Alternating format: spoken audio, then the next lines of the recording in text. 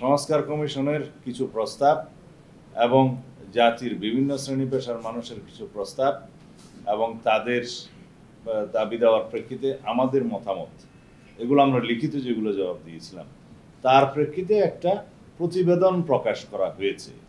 সেই প্রতিবেদনের উপরেই মতামত আহ্বান করা হয়েছে, রাজনৈতিক দলগুলোর সাথে আলাপ আলোচনা হয়েছে। 23টা কার্য দিবসে দীর্ঘ 3 মাস ব্যাপী সেই দ্বিতীয় পর্যায়ের আলাপ আলোচনা হয়েছে। সেটা 31শে জুলাই সমাপ্ত হয়েছে দ্বিতীয় পর্যায়ের আলাপ আলোচনা।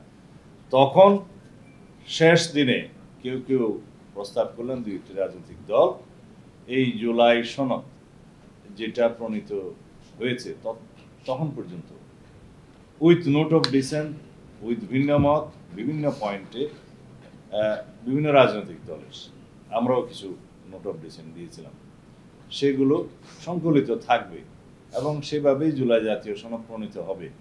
সেটা বাস্তবায়নের জন্য এবং তার আইনি ভিত্তি দেওয়ার জন্য তখন দাবি করলেন 2-1টি দল।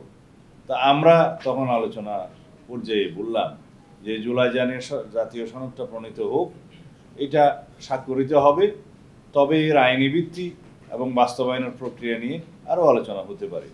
তৃতীয় পর্যায়ে আরও আলাপ আলোচনা হলো। সেই আলাপ আলোচনার ভিত্তিতে আমরা এই জুলাই জাতীয় সনদের 84টি দফার মধ্যে যেভাবে আমরা ভিন্ন মত দিয়েছিলাম, নোট অফ ডিসেন্ট দিয়েছিলাম, সেই সমস্ত দফায় সকল রাজনৈতিক দল যারা ভিন্ন মত এবং নোট অফ ডিসেন্ট দিয়েছে সেগুলো দফাওয়ারি উল্লেখ করার জন্য আমরা আমাদের প্রস্তাব দিলাম এবং সেটা হলো।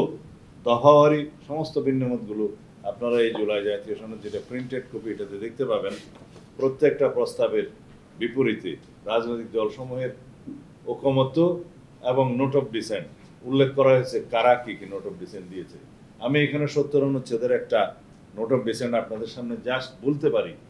এখানে লেখা আছে, অবশ্য কোনো রাজনৈতিক দল বা জোট তাদের নির্বাচনী ইশতেহার উল্লেখপূর্বক যদি জনগণের ম্যান্ডেট লাভ করে তাহলে তারা সংবিধান সংশোধন ও জাতীয় নিরাপত্তা, যুদ্ধ পরিস্থিতি বিষয়গুলো সংযোজন করতে পারবে। অর্থাৎ এর আগে 2টা বিষয়ে সবাই সম্মত, একটা হলো আস্থা ভোট আর একটা হলো অর্থ বিল।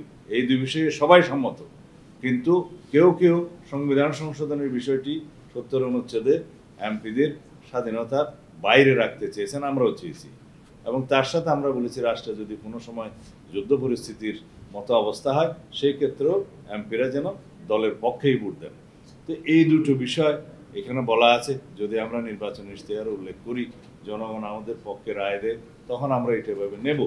এবং সেখানে পরিষ্কারভাবে বলা আছে যে অবশ্য কোনো রাজনৈতিক দল বা জোট তাদের নির্বাচন ইশতেহার উল্লেখপূর্বক যদি জনগণের ম্যান্ডেট লাভ করে তাহলে তারা সেই মতো ব্যবস্থা গ্রহণ করতে পারবে। এটাই তো জুলাই জাতীয় সনদ। এবং এখানে যে সমস্ত প্রস্তাবের সংস্কার কমিশন এবং অন্যদের প্রস্তাবের বিপরীতে এগুলো লেখা হয়েছে, সেখানে নোট অফ ডিসেন্ট শুধু আমরা দেইনি, আপনারা এই দলিলগুলো আপনারা দয়া করে পড়ে দেখবেন যে এখানে বিভিন্ন দল বিভিন্ন দফায় বিভিন্ন রকমের নোট অফ ডিসেন্ট দিয়েছে, সেটা এইভাবেই উল্লেখ করা আছে এবং দফাওয়ার এই কথাগুলোই আছে। তো এখন আমাদের প্রশ্ন হলো, জুলাই জাতীয় সনদ বাস্তবায়নের জন্য কি এই সনদটা অন্তর্ভুক্ত করা উচিত ছিল না জাতীয় ঐকমত্য কমিশনের সুপারিশে? কিন্তু তারা এই ডান পাশের সমস্ত মতামত ওমিট করে গিয়েছে, বাদ দিয়ে দিয়েছে। শুধু তাদের প্রস্তাবগুলো উপরে তারা একটা তফসিল রচনা করেছেন।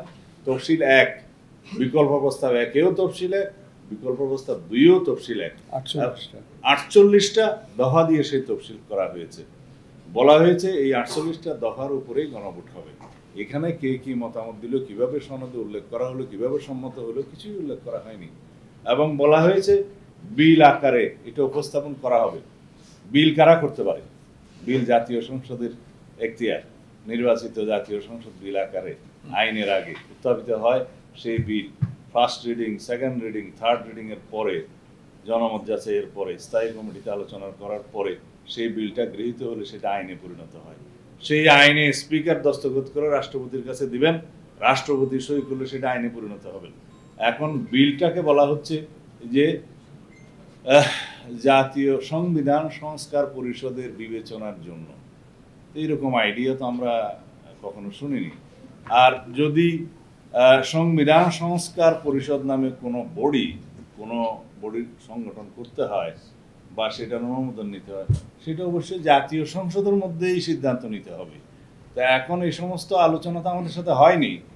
হঠাৎ করে সংবিধান সংস্কার পরিষদ গঠনের যে প্রস্তাবটা দেয়া হলো এবং সেটা কারা দিল, কিভাবে দিল, সুপারিশে কিভাবে আসলো, তাইলে জাতীয় সংসদ নির্বাচন অনুষ্ঠিত হবে নাকি সংবিধান সংস্কার পরিষদ নির্বাচন অনুষ্ঠিত হবে?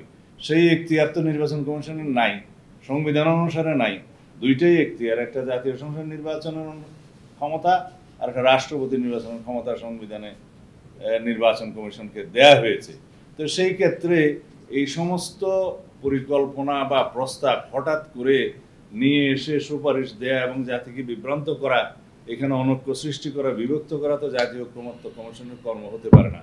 সেই জন্য আমরা বলেছি জাতীয় ঐক্যমত্য কমিশন গঠিত হয়েছিল সকল রাজনৈতিক দলের সাথে আলোচনা করে ঐক্যমত্য সৃষ্টি করা জাতির মধ্যে, অনৈক্য নয়। এখন দেখতে পাচ্ছি আমরা অনৈক্য সৃষ্টি করছে, বিভক্তি সৃষ্টি করছে, সেটার কোনো উদ্দেশ্য আছে কিনা আমরা জানি না। তা আমরা আশা করি সংবিধানের বিভিন্ন সুস্পষ্ট নির্দেশনা অনুসারে জাতীয় ঐক্যমত্য কমিশনের গৃহীত সকল ঐক্যমতের ভিত্তিতে সকল সনদ যেটা গঠিত হয়েছে প্রস্তাব অনুসারে আমরা যেভাবে সম্মত হয়েছি সেইভাবেই আমরা এই জাতীয় জুলাই সনদ বাস্তবায়নের জন্য অঙ্গীকার আবদ্ধ। জাতীয় সংসদ নির্বাচনের পরে সেটা পূর্ণাঙ্গভাবে আইনি রূপ পাবে, সংবিধান অন্তর্ভুক্ত হবে।